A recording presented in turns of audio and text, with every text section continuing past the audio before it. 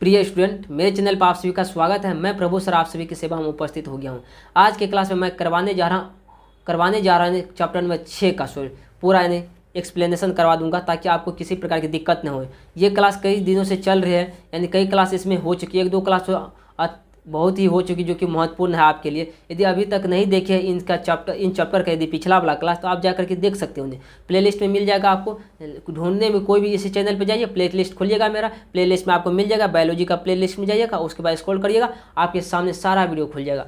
इसी के लिए मैं जो है आपको एक बात समझाना चाहता हूँ। मैं जो है PDF पूरी फ्री में विद्यार्थियों को, स्टूडेंट को दे रहा हूँ। अभी समय मेरा ऑफर चल रहा है, फ्री में ऑफर, कुछ भी रुपया नहीं चल रहा है। इसीलिए इस नंबर पे स्क्रीन पे दिखाई पड़ रहे होंगे, इस नंबर पर आप जो है मैसेज करिएगा, सर जी आपको ग्रुप में जोड़ दीजिए। आपको ग्रुप में जोड़ दिया जाएगा। आपको किसी प्रकार की दिक्कत या समस्या का सामना नहीं करना पड़ेगा। PDF आपको फ्री में मिल जाएगा। साथ ही साथ स्क्रीन PDF मिलेगा, प्रिंटेड PDF मिलेगा, ऑब्जेक्टिव सब्जेक्टिव पूरा क्लियर मिलेगा आपको, पूरा फ्रेश में। आप लोग को मेहनत करना है, सिर्फ है पढ़ाई करना। आप लोग को कुछ टेंशन नहीं लेना है, सिर्फ आपके क्या करना है, पढ़ाई करना है। बहुत ही बेहतर तरीका, जहाँ कहीं भी आप पढ़ रहे, ऑफलाइन पढ़े, जरूरी ऑब्जेक्टिव का सेशन जरूर ज्वाइन करिएगा। ऑब्जेक्टिव में क्या होता है, ताकि आपको प्रैक्टिस होते हैं। प्रैक्टिस ही सबसे बड़ी चीज़ है, यानी प्रैक्टिस करिएगा तभी आप सभी चीज़ों को समझ पाइएगा।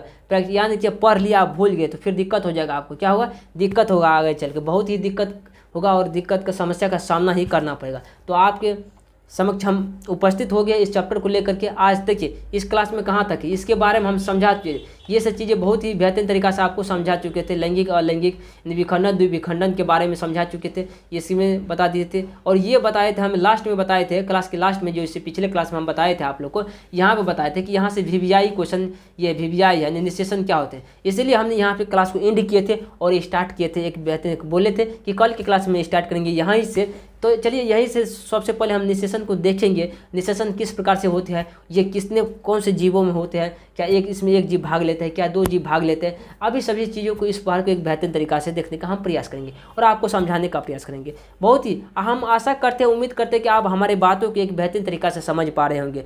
आपको सुनने में या किसी प्रकार के दिक्कत नहीं हो रही। क्या आवाज़ जा रही है ना, माइक सही है ना, आवाज़ सही है ना। थोड़ा सा कुछ स्पीकर सामने हम बोल रहे थे, आपको थोड़ा सा कुछ क्लास में एक दो दिन से प्रॉब्लम चल रहे होते हैं, तो यानी आवाज़ सुनाई दे रही है। अब मैं तो उनको नहीं रोक सकता हूँ, स्पीकर बजाने वालों या कुछ यहाँ पूजा पाठ का भी सामग्री कुछ हो रहा है, इसीलिए वहाँ पे स्पीकर चलते हैं। स्पीकर जब चलते हैं तो वहाँ की आवाज़ को कौन रोक सकता है। कितनों कैमरा बंद कर लिया जाए तो फिर तो वो आवाज़ आ ही जाते हैं। इसीलिए आप लोग हमेशा इस बातों, तो छोटी छोटी बातों नहीं ध्यान दीजिएगा। पहले की वीडियो में कुछ इशू आया होगा आपके सामने, कुछ कान में जो हेडफोन लगाए होंगे, आपको सुनाई पड़ता होगा कुछ, यानी कुछ ऐसे चीज़ों का जो कि आवाज़ आसपास के। तो ऐसा मेरे पास तो ये माइक तो है वैसे, जो कि नॉइज़ को कभी काल कैच कर लेते, ज़्यादा नॉइज़ रहते तो कैच कर लेते हैं। अभी आपको आवाज़ सुनने में बहुत ही बढ़िया लगते होंगे, लेकिन कुछ समय ऐसा हो जाता है कि भारी आवाज़ जो आ जाते हैं फिर दिक्कत हो जाते होंगे। तो हम इस बातों को दूर करने का प्रयास करते हैं, इसीलिए आप लोग बने रहने का प्रयास करिएगा।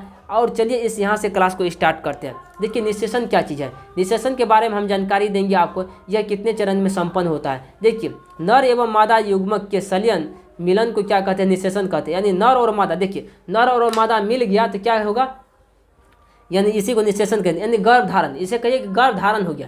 और निषेचन की क्रिया जो 2 चरणों में संपन्न होती है। निषेचन यहाँ पे लिखा गया लास्ट की लाइन, देखिए निषेचन यहाँ तक, हालांकि हम पढ़ा दिए थे इस चीज़ों को। निषेचन की क्रिया 2 चरणों में संपन्न होती है। यही दोनों चरणों को हम देखेंगे कि किस प्रकार से ये होती है। अब यहाँ पे देखने का प्रयास करते हैं एक बेहतरीन तरीका से। अब यहाँ पे देखिए थोड़ा सा हम बात करेंगे अंतः निषेचन, जिसमें अंदर निषेचन। अंतः निषेचन देखिए नाम से ही पता चलता है, अंतः निषेचन मतलब अंदर से ही निषेचन होता है, उसे क्या कहेंगे, अंतः निषेचन कहेंगे। क्या कहेंगे, अंतः निषेचन कहेंगे। देखिए जब निषेचन की प्रक्रिया मादा के शरीर के अंदर होती है, तो इसे क्या कहेंगे, इसे अतः निषेचन कहा जाता है। निषेचन कहा जाए, उदाहरण मनुष्य, स्तनधारी पक्षी आदि। अब यहाँ पे देखिए, फिर से देखिए इस लाइन को समझने का प्रयास करिए। जब तक आप समझिएगा नहीं तब तक फिर आपको डाउट क्लियर होगा नहीं। देखिए जब निषेचन की क्रिया मादा के शरीर के अंदर होती है, निषेचन मादा की क्रिया क्या अंदर होती है, तो इसे अंतः निषेचन कहा जाता है। उदाहरण मनुष्य, स्तनधारी पक्षी, इसमें मनुष्य शामिल होता है, अंतःधारी। बाह्य निषेचन, देखिए जब निषेचन मादा के शरीर के बाहर होता है, कोई देखिए बच्चे को क्या करते हैं, गर्भ में लेते हैं। मनुष्य क्या करते हैं, अपने गर्भ में रखते हैं 9 माह, उसके बाद जन्म देते हैं ना, ये हुआ अंतःनिषेचन। इसी को कहेंगे अंतःनिषेचन। अंदर में बच्चे को रखे ना 9 महीना, इसी को अंतःनिषेचन कहेंगे। बाह्य निषेचन देखिए, कारण शरीर के बाहर पानी या किसी अन्य माध्यम में होता है जो इसे बाह्य निषेचन कहा जाता है। जैसे में मेंढक, मछली, मच्छर, शैवाल, ये सब जो है इसका जो होता है निषेचन शरीर से बाहर होता है। मतलब जैसे ये अपने बच्चे को शरीर के अंदर नहीं रखते, कहीं पानी में छोड़ दिया, कहीं कुछों में छोड़ दिया, तो इस तरह से होता है। कारण एक लिंगी एवं द्विलिंगिक जीव। अब देखेंगे हम यहाँ से ये क्लास एक महत्वपूर्ण स्टार्ट हो जाता है। एक लिंगी एवं द्विलिंगी का बात करेंगे। किसका बात करेंगे हम? एक लिंगी एवं द्विलिंगिक जीव का हम बात करेंगे।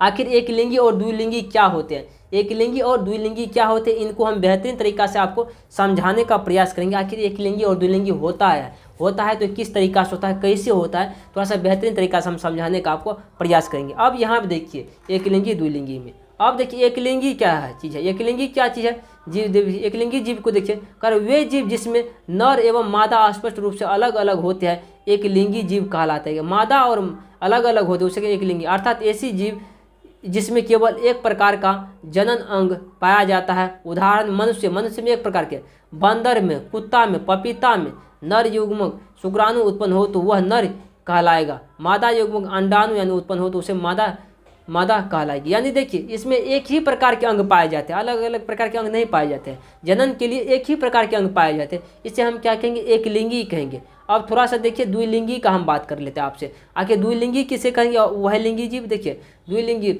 वे जीव जिसमें नर और मादा लिंग दोनों एक साथ मौजूद होते हैं, द्विलिंगी उभयलिंगी कहलाता है। उदाहरण में केचुआ, सरसों, गुड़हल, कृत्रिम इत्यादि, ये सब में क्या होता है? द्विलिंगी होता है। मतलब इसमें होता है मादा और नर और मादा एक साथ दोनों जुड़े हुए रहते हैं, एक के साथ रहते हैं, इसी को क्या कहेंगे? द्विलिंगी कहेंगे। एक लिंगी समझ में आ गया, द्विलिंगी समझ में आ गया आप लोग। अब यहाँ पे देखने का हम बात करेंगे कि पौधों, यहाँ देखिए पौधों में लैंगिक जनन किस तरह से क्या होता है, पौधों में लैंगिक जनन का हम बात करेंगे। आखिर पौधों में लैंगिक जनन किस प्रकार से होते हैं, बेहतरीन तरीका से हम देखेंगे कि आखिर पौधों में लैंगिक जनन किस तरीका से होते हैं। बेहतरीन तरीका से हम जानने का प्रयास करेंगे और आपको समझाने का भी प्रयास करेंगे आखिर होता है किस तरीका से अलिंगिक जनन।